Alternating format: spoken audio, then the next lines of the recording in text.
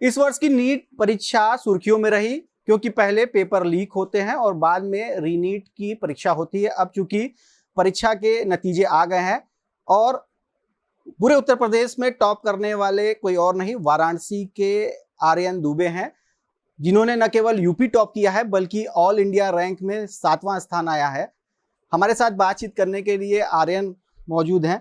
इन्हीं से बात करते हैं, इनसे जानते हैं कि किस तरह से इस सफलता को उन्होंने हासिल किया और क्या स्ट्रेटजी थी, किस तरह से शेड्यूल था, किस तरह पढ़ाई आप करते रहे। और सबसे पहला सवाल तो यही है कि जब रीनीट हुआ उसको लेकर मन में क्या ख्यालात थे, किस तरह से आप लोग परेशान हुए या कुछ दिनों के लिए आप लोग का जो मनोबल है वे थोड़ा सा टूटा? मतलब मेरा नीट में 715 नंबर आ रहा, तो मतलब जैसे आप 2 साल पढ़े तो अगर आपका अच्छा नंबर आता है तो फिर आप मतलब रिलैक्स हो जाते हो ना। लेकिन जब भी मतलब एग्जाम कैंसिल हो तो आप कितना भी अच्छा किए रहो, आप कभी भी गारंटी नहीं दे सकते हो कि आप दूसरी बार भी अच्छा कर पाओ। तो मतलब स्टार्टिंग में तो मैं थोड़ा परेशान हो गया था कि अब मतलब पता नहीं कैसा पेपर आए क्या है, मतलब ज़रूरी नहीं कि उतना ही अच्छा आ पाए। लेकिन फिर मतलब पेरेंट्स ने समझाया, कोचिंग के टीचर्स ने समझाया कि अब जो हो गया उसको तो कुछ कर नहीं सकते, बट जो हमारे कंट्रोल में उससे हम लोग ज़्यादा अच्छा से अच्छा कर सकते हैं। तो मतलब क्योंकि मतलब 10 दिन जैसे पढ़ाई भी नहीं करो तो आपका वो जो टाइम टेबल होता है वो टूट जाता है ना। तो थोड़ा 4-5 दिन लगे, लेकिन फिर धीरे धीरे मतलब उसी टाइम टेबल में वापस आया, फिर से सारे क्वेश्चन सॉल्व किए, रिवीजन किया। और मतलब ऐसे देखा जाए तो रैंक वाइज मेरे लिए अच्छा ही हो गया, क्योंकि उस एग्जाम में शायद मेरी ये रैंक नहीं आती जो अब आ गई। तो मतलब रीनीट मेरे लिए एक तरीके से अच्छा ही हो गया, मेरी अच्छी रैंक आ गई थोड़ी। ये बताओ कितना मुश्किल होता है, आप हैं, आप जैसे तमाम बच्चे हैं, आपके फ्रेंड्स भी होंगे, कितना मुश्किल हो जाता है, एक एग्ज़ाम होता है और उसमें इस तरह से पेपर लीक और काफ़ी डिसअपॉइंटमेंट होता होगा और जैसा आप बताएं कि गारंटी नहीं रहती है कि क्या आगे होगा। तो ये कितना स्ट्रेस का जो दौर होता है, स्ट्रेस का पीरियड, उससे गुजरना, उससे उसको फेस करना कितना मुश्किल होता है? मतलब मुश्किल तो होता ही, क्योंकि जैसे आप किसी एक एग्जाम के लिए मतलब 2 साल प्रिपेयर कर रहे हैं, आप बाहर नहीं जा रहे दोस्तों के साथ, या कहीं भी घर में शादी हो रही कुछ भी और आप नहीं जा रहे हो, या आपका मतलब आपका पूरा दिन उस एग्जाम पे ही घूम रहा है ना 2 साल तक। तो मतलब ऐसा होगा तो बुरा तो लगेगा ही किसी को भी। लेकिन यही है मतलब कि कभी भी हार नहीं माननी चाहिए, जो अपने कंट्रोल में उसी को हमें करना पड़ेगा, बेस्ट से बेस्ट जो कर सकते हैं। आप बताओ कि काफ़ी सेक्रीफाइस भी करना पड़ता है एज ए स्टूडेंट, क्या क्या आपने किया, किस तरह से आप डिस्ट्रैक्शन ना हो, किस तरह से आप अपना समय ना किल करें, इसके लिए क्या क्या आपने सेक्रीफाइस किया, क्या क्या आप लोग को दिक्कत हुई? मतलब मेरा जैसे ये था कि मुझे रोज 8 से 10 या 12, जितना जैसे जो भी, अगर कोचिंग में एग्जाम है तो थोड़ा ज़्यादा, या नॉर्मली चल रहे तो 8-10 घंटा ऐसे रोज पढ़ना है। तो उसके लिए मेरा फिक्स था कि कोचिंग जाने से पहले मुझे 1.5 घंटा पढ़ना है, या स्कूल जाने से पहले 1.5 घंटा पढ़ना है, आके मुझे 5 घंटा पढ़ना है। जो भी जैसे कोचिंग में होमवर्क मिल रहा है या स्कूल में होमवर्क मिल रहा है, या जैसे अगर बायो का कोई चैप्टर पढ़ाया रहा है तो उसका एनसीईआरटी पढ़ लिया, या मॉड्यूल सॉल्व कर लिया, या जेई मेंस का क्वेश्चन सॉल्व कर लिया। तो ये मेरा टाइम टेबल फिक्स था कि अगर मैंने ये बना लिया है टाइम, तो मेरा मन कर रहा है नहीं कर रहा है, मुझे ये चीज़ मतलब करनी है उस समय। तो क्योंकि मैंने टाइम टेबल बना लिया था तो मैं टाइम वेस्ट करने से बच जाता था। मुझे सोचना नहीं पड़ता था कि अभी पढ़ूँ, अगले घंटे पढ़ूँ, 10 मिनट बाद पढ़ूँ, इसी ये। टाइम टेबल में हाँ, मतलब एक फिक्स कर लिया था कि अभी मन करे ना करे पढ़ना है मतलब।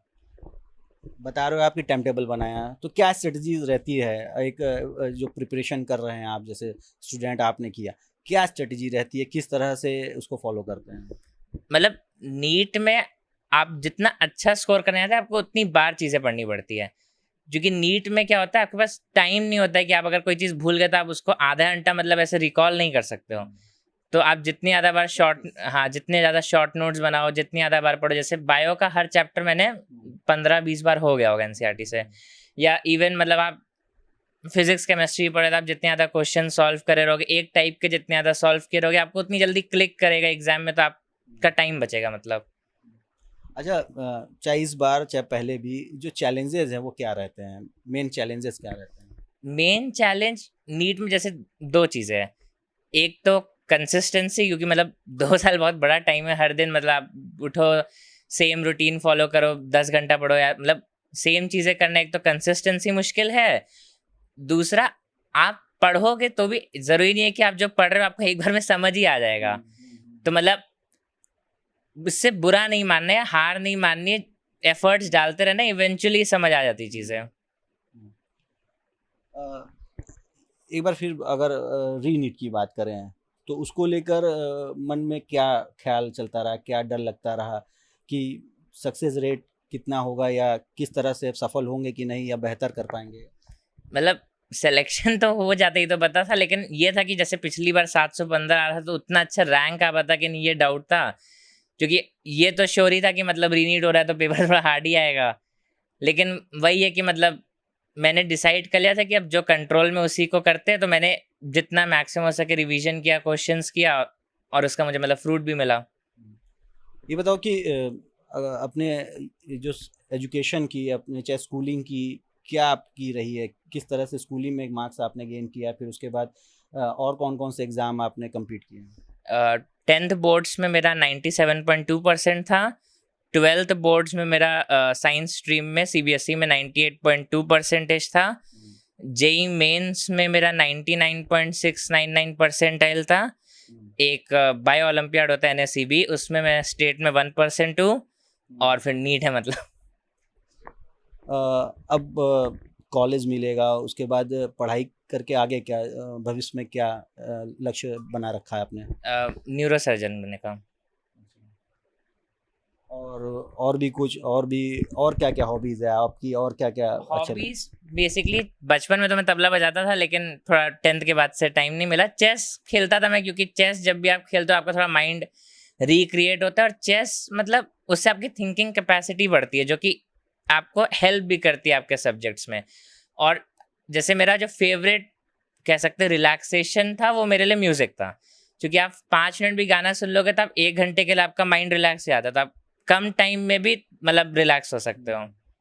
और जो बच्चे तैयारी करते हैं तो उनके लिए क्या आप अपील करोगे, उनको क्या आप एडवाइस करोगे?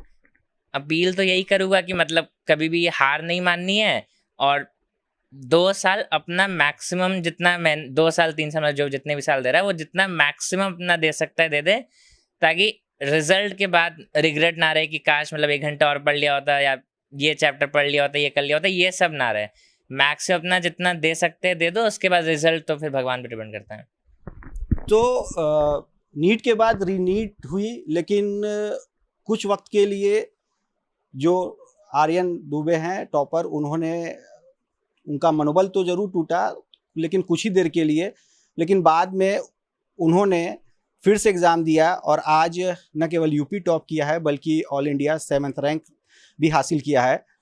उन्होंने बताया कि किस तरह से स्ट्रेटजी बनानी है, किस तरह से प्लान करना है, प्लान को एग्जीक्यूट करना है और आगे बढ़ते रहना है। और इसके साथ ही उन्होंने अपने आगे के गोल यानी न्यूरो सर्जन बनने की भी इच्छा जाहिर की। रोशन जायसवाल, वाराणसी, यूपी तक।